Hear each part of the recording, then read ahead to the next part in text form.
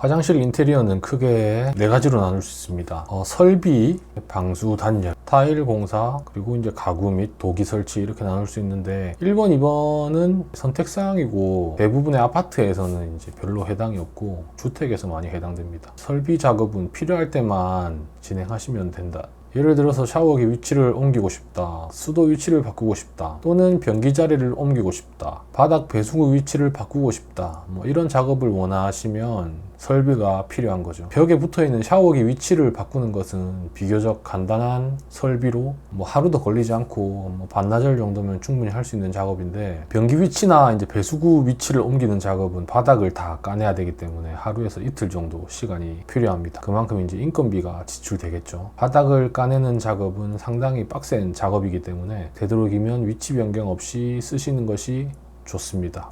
뭐 아파트는 거의 불가능하다고 보시면 돼요. 하지만 저같이 이제 오래된 단독주택 공사는 배수구나 뭐 그런 것들을 이동 없이는 불편한 경우가 있을 텐데요. 그런 경우는 이제 설비를 대대적으로 진행하셔야겠죠. 단독주택 공사에서 가장 중요한 부분이 단열과 방수 그리고 배수라는 말이 있을 정도로 배수는 중요합니다. 화장실 설비를 제대로 못하게 된다면 뭐 예를 들면 배수 기울기 구배라고 하죠. 그런 거를 잘 못 맞춘다든지요. 그러면 아주 피곤한 상황들이 큰 하자가 발생되므로 꼼꼼하게 잘하는 분을 만나는 게 아주 중요합니다. 저는 그래서 이제 제가 했었죠. 설비에서 이제 깨알 팁인데, 수전 설비를 하다 보면은 수전 간격, 냉수 온수 간격이 15cm, 150mm죠. 수평을 맞출 수 있는 TV 고정대 같은 부속을 사용하시면 좋습니다. 그걸 미리 사두면 좋다는 말이죠. 그랬을 때 이제 수전들이 보기 좋게 또 수평이 잘 맞게 설치가 되고, 그리고 이제 세면대 및 망치 트랩을 깔끔하게 작업하시고 싶은 분도 미리 이제 설비업자분한테 그 얘기를 하셔야지 그거에 맞춰서 이제 배수구를 맞춰주십니다. 안 그러면 망치 트랩 같은 건 설치가 안 돼요. 세면대도 미리 골라 놓으시면 제일 좋고요. 그리고 2번 방수 단열입니다. 이 부분도 아파트인지 단독주택인지에 따라서 큰 차이가 있는데, 아파트의 경우는 대부분 공사에서 이제 설비를 하지 않고 타일도 덧방을 하기 때문에, 덧방은 이제 타일 위에 다시 새로운 타일을 붙이는 방법을 말합니다. 방수 작업은 거의 하지 않습니다. 또한 단열 작업도 아파트 화장실의 경우 외부에 접한 경우는 거의 없기 때문에 단열을 할 필요가 없다고 보시면 되겠습니다. 그렇기에 이 방수 단열은 단독주택 화장실 공사에서 아주 중요하게 작용하는 부분인데요. 저처럼 노후주택 공사의 경우 설비 작업이 거의 필수적이기 때문에 방수는 무조건 해야겠죠. 주택 1층이라서 밑에 뭐 아무도 없다, 그냥 땅이다, 그래서 방수할 필요가 없다라고 생각하시는 분들도 있을지도 모르겠습니다만, 결론적으로 말하면 1층 방수는 해주시는 게 좋습니다. 이건 제 생각이 아니라 건축협회 자료에서 본 것이기 때문에 무조건 하시는 게 좋겠습니다. 큰 돈이 드는 것도 아닙니다, 혼자 하면. 오늘 영상은 이제 화장실 공사의 큰 단락 부분을 말씀드리는 것이기 때문에 방수를 어떻게 하는지, 뭐 어떻게 방수제를 쓰는 게 좋은지는 방수 영상에서 다시 설명하도록 하겠습니다. 그리고 단열, 단독주택의 경우 대부분의 화장실이 외벽과 붙어 있기 때문에 화장실이 아주 춥습니다. 하지만 저희 집은 화장실은 아주 포근해요. 단독주택 화장실 단열 방법 간단합니다. 벽에 일단 아이소핑크로 단열을 해야겠죠. 거실이나 방과 마찬가지로요. 그 위에 타일을 바로 붙이는 거는 안 되거든요. 무리입니다. 절대 그러시면 안 되고, 타일이 잘 붙을 수 있고 흡기에 강한 CRC 보드라는 놈을 아이소핑크 위에 붙여주시면 돼요. 그리고 CRC 보드 위에 타일을 작업하시면 됩니다. 뭐 다른 방법도 있을 수도 있지만 이 방법은 이제 제가 직접 이렇게 했고 현재 잘 사용하고 있기 때문에, 그리고 많은 이제 업자분들과도 얘기해 봤을 때 전혀 무리가 없는 방법이기 때문에 이렇게 하시면 됩니다. 화장실 단열은 꼭 하시는 게 좋겠습니다. 그리고 타일 공사, 여기서부터는 이제 아파트나 단독주택이나 큰 차이 없이 공통적으로 설명드릴 수 있겠네요. 일단 타일은 300각, 600각 이런 식으로 크기를 부르는데, 300각은 말 그대로 30cm, 600각은 60cm라고 보시면 됩니다. 300 곱하기 300이 있고 300 곱하기 600이 있고 600 곱하기 600도 있습니다. 200 곱하기 400도 있고 뭐 그런데 그런 건 거의 사용하지 않고 요새는 대부분 300에 600 아니면 600에 600을 사용하고요. 더 큰 타일 600 곱하기 1200 같은 1200각이라고 부릅니다. 이런 타일도 있는데 비싸겠죠.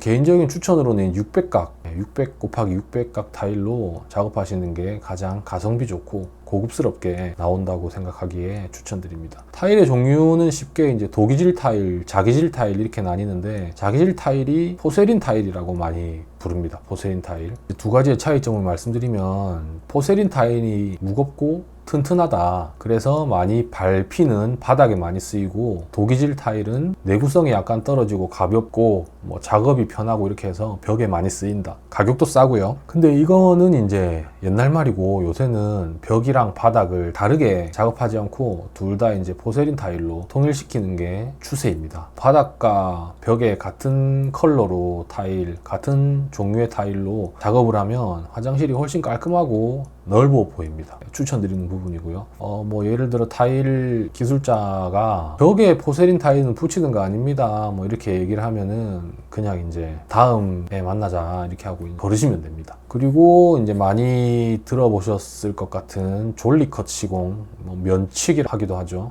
이거는 타일 시공 설명을 다시 만들어서 자세하게 풀도록 하겠습니다. 간단하게 말씀드리면 이제 하면 좋겠지만 굳이 안 해도, 저는 했습니다. 근데 굳이 안 해도 되지 않나 싶어요.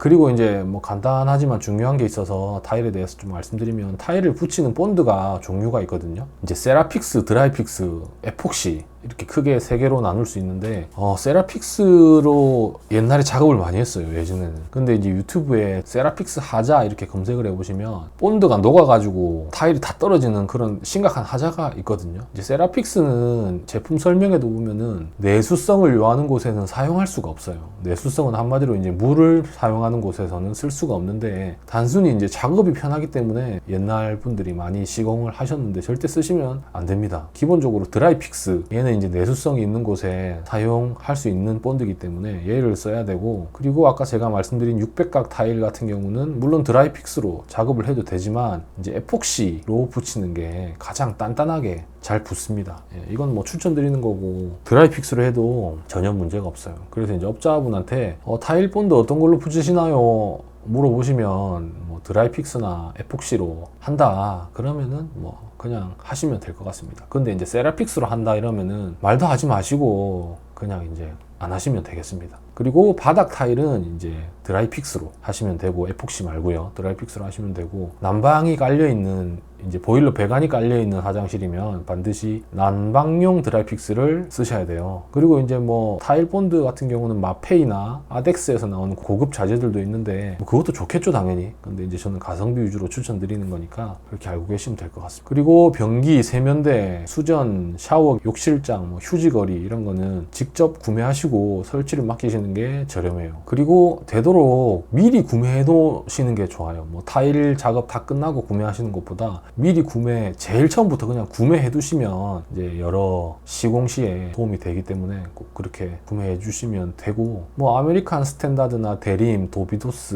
뭐 이누스, 게림 이런 브랜드가 있는데 비브랜드도 많습니다. 저희 집이 비싼 변기도 하나 있고 싼 변기도 하나 있는데 타일을 사실 잘 몰라요, 로고 말고는. 그리고 이제 브랜드 제품 같은 경우는 대부분 인터넷이 더 싸요. 이제 인터넷으로 주문하시면 되고, 그 큰 변기가 택배로 온다고 뭐 이렇게 생각하실 수 있는데, 네, 옵니다. 화물 택배로 오기 때문에 문제 없고요. 직접 시공하셔도 되겠지만은 기술자 분을 부르셔서 설치하셔도 문제 없고, 변기 따로 세면대 따로 이렇게 불러서 작업하는 것보다 다 구매해 놓고 한 번에 이제 설치를 하시는 게 저렴하니까 꼭 그렇게 하시는 걸 추천드리고요. 그리고 이제 최종 작업이 이제 마지막 실리콘 작업이죠. 실리콘 작업은 바이오 실리콘을 쓰시면 됩니다.